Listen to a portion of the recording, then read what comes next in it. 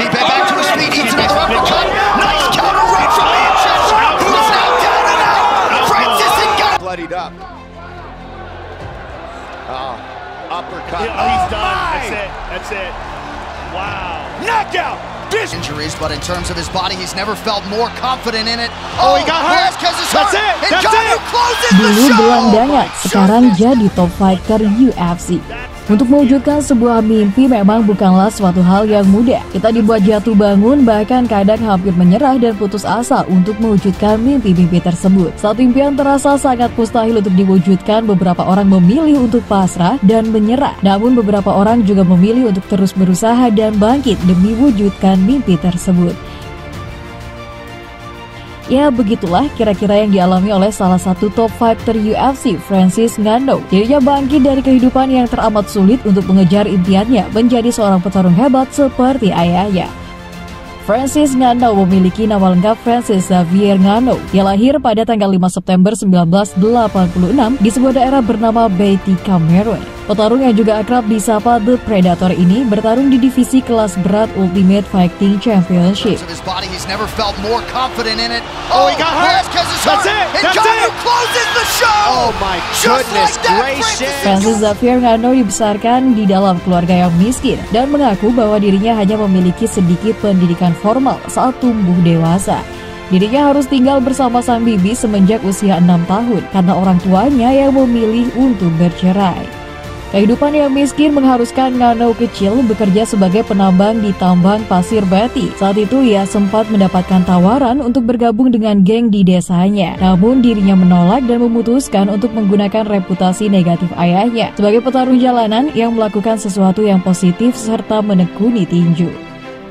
Francis mulai berlatih tinju pada usianya yang ke-22 tahun, namun sempat berhenti karena sakit. Setelah itu, ia kembali harus bekerja serabutan untuk memenuhi kebutuhan hidupnya. Pada usia 26 tahun, Francis Ngannou memutuskan untuk mengejar impiannya menjadi atlet tinju profesional, hingga berangkatlah ia ke Paris. Namun sayang, dirinya harus dipenjara sesaat setelah sampai di Eropa akibat melintasi perbatasan secara ilegal. Menyelesaikan masa penjara, Francis Ngannou meneruskan perjalanan ke kota tujuannya Paris. Namun lagi-lagi nasib baik tak berpihak kepadanya. Francis Ngannou sama sekali tidak memiliki tempat tinggal atau bahkan kenalan, sehingga dirinya terpaksa harus menjadi tunawisma di jalanan Prancis. Tak lama kemudian, seperti sebuah keajaiban dari tekad dan kerja kerasnya, Francis Ngannou bertemu dengan Francis Carmont yang tak lain merupakan sosok yang mengenalkannya pada Fernand Lopez dan pabrik MMA. Perjalanan baik Francis Ngannou dimulailah dari sini.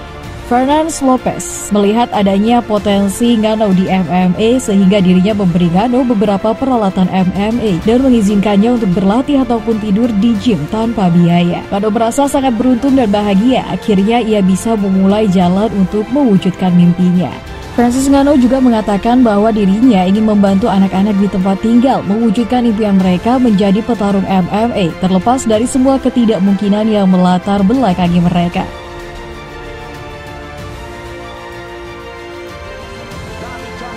Ngannou sendiri memulai debutnya di UFC melawan Luis Henrique pada 2015 dan berhasil menang melalui sistem gugur di babak kedua. White trunks for Henrique, and he attacks with the head, and that will help. And there's that wrestling. Very nice takedown. Caught the kicks. Get it caught and taken down again. Pushing forward, Henrique. Heavy. Heavy shots by Big shots. Enrique's trying. That's the truth. And Ngannou with some serious power. Ngannou knows it. He's done. That's it. It's all over. Wow. Knockout. Francis Ngannou. Francis the Predator Ngannou.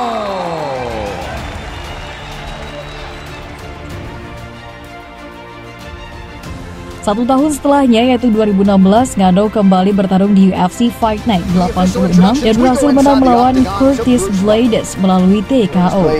He may not recover from that one. Big counter left. Left hand lands. Whiffs on that combination. Knee for Curtis Blaydes. I can see out of my eye. Francis the Predator Ngannou. Right up to Masih di tahun yang sama, Francis Ngannou mendulang 2 kemenangan saat dirinya harus melawan pendatang baru di Bojan Mikhailovic di Fox 20 dan Anthony Hamilton di UFC Fight Night 102. He's got a lot of outstanding. He just finished Anthony Ham by this guy. Just rips his grip apart, throws him to the mat, but then Dirinya kemudian mendapatkan UFC Performance of the Night pertamanya. Ngannou kembali mendapatkan Performance of the Night keduanya di tahun 2017 saat dirinya melawan Andrei Arlovski. against the heavyweight prospect Francis Ngannou, not a guy who rushes to get the finish. It feels like that's important tonight at altitude. He respects Arlovski in his fight against Josh Barnett. But he certainly doesn't want to stand in front of Ngannou and train a factory in Paris. They bring in Ngannou. And Ngannou knocks Arlovski down. That is it. The Predator 2% finishing rate that remains intact. That's how powerful this man is. Please, he's almost fading backwards as he lands that right hand, and sends Arlovski as a big dude flying backwards to the canvas. Lights up the Masters yet again. Brian will talk to him. We'll get to the official decision. Di akhir tahun 2017, Francis Ngannou juga menghadapi veteran Alistair Overeem. Pada pertandingan ini, Ngannou berhasil menang dan diklaim sebagai salah satu KO terbesar dan paling brutal sepanjang masa. To try to get a matchup with Ngannou. Goes the win.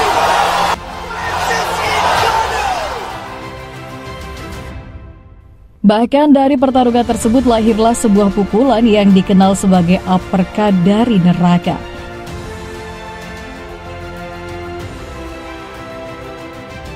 Pertarungan memang berlangsung cukup ganas. Ngannou melayangkan pukulan keras yang membuat tubuh raksasa Overeem terpental. Tanpa ampun, Ngannou juga menghujani Overeem dengan pukulan yang setara dengan 96 HP atau horsepower. Not a lot of people burning up to try to get a matchup with Ngannou. Goes the win. This is Ngannou. Now, Francis the Predator Ngannou. Good head movement by Stipe. Pada tahun 2018, Ngannou harus kalah dari Stipe Miocic dalam pertarungan kelas berat UFC. Fight Club is brought to you by Modelo Especial, brewed with a fight. You got to make the big guys balance. You make the big guy balance, you wear out. This shot is Stipe earlier. Oh, big right hand over the top. 90 seconds gone. Oh. Big shot by Stipe. Still the undisputed UFC heavyweight. Dan Derrick Lewis di UFC 226, di mana pertandingan ini dicap sebagai snoozy fest atau kurangnya perlawanan dari kedua petarung. At least give a finger. Is an old school fight. Derrick Lewis with a... The Black Beast Lewis. Pada pertarungan terakhir di 2022, Francis Ngannou berhasil mempertahankan gelar pertamanya dengan menang melawan juara kelas berat sementara UFC, Cyril Gane, meskipun harus terkena cedera lutut. Staying on top. If it looks pretty, then Cyril just understanding that he can't try to throw everything. Ngannou never been finished 20th pro. Yeah. That's what Francis said. Sebelum pertarungan terakhirnya kemarin, Francis Ngannou berhasil mengumpulkan sekitar 6 penghargaan Performance of the Night-nya.